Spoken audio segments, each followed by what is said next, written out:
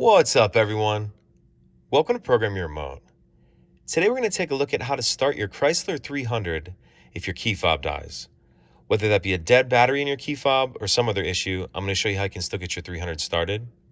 I'm going to be demonstrating on a 2020 Chrysler 300 in this video, but it will be the same on several different years. So I've taken the battery out of this key fob to demonstrate. As you can see, none of the buttons are working. If I try to start the vehicle as I normally would,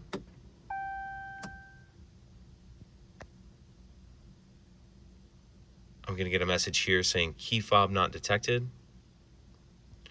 So what we're going to do is we're going to take our fob and using the top of it, this part here, we're going to start it as we normally would, except we're going to use the top of the fob to press the stop-start button. So press the brake in as you normally would, and then we'll come over here. And that's it. Pretty simple. If you have any questions, please let me know. If you could take a second to like and subscribe, it helps us out, and I'd appreciate it. Thank you.